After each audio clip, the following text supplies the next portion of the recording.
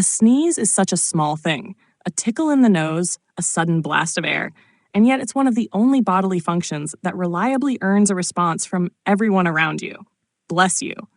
It's automatic. It's polite. It's almost awkward not to say it. But where did this instinct come from? Why does a sneeze, of all things, demand a blessing? The habit dates back centuries, and the reasons behind it are far more bizarre, and frankly, darker than most people realize. In ancient times, a sneeze wasn't just an involuntary reflex. It was a moment of spiritual vulnerability. Some believed your soul could escape through your nose when you sneezed, or worse, that evil spirits could enter your body during the act. Saying bless you was a way to protect the sneezer's soul, slam the door on demons, and keep the bad energy out.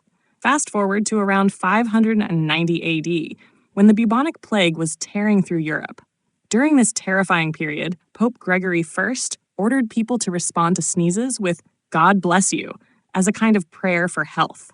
Sneezing was seen as an early symptom of the disease, so the blessing became both a spiritual and medical plea. It was like saying, "Please don't die," with a bit of divine help attached. The Pope's suggestion stuck, and not just for religious reasons. As plague after plague swept through Europe over the centuries, the blessing became a kind of verbal talisman, passed from one fearful generation to the next. Ancient Greeks and Romans took things even further.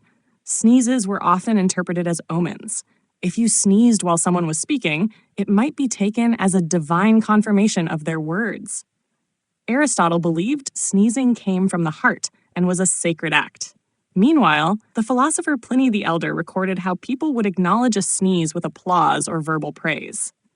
In some cultures, sneezing was even thought to be a sign of good fortune, while in others, it spelled doom. Either way, it wasn't something to ignore. The Middle Ages layered on even more superstition. With science still centuries away from understanding germs, disease was blamed on everything from imbalanced humors to demonic possession. A sneeze could mean your body was fighting off invisible, malevolent forces. Failing to bless someone could be seen as rude, unlucky, or even dangerous. Over time, the response became ingrained in etiquette, religion, and folklore, blending fear with courtesy in a way that's lasted to this day. Modern medicine has since demystified the sneeze. We now know it's just the body's way of ejecting irritants from the nasal passages. No souls, no omens, no spirits. And yet, the tradition lives on. Even in a secular society, people still bless each other reflexively. It's polite, it's habitual, and maybe deep down, it's comforting.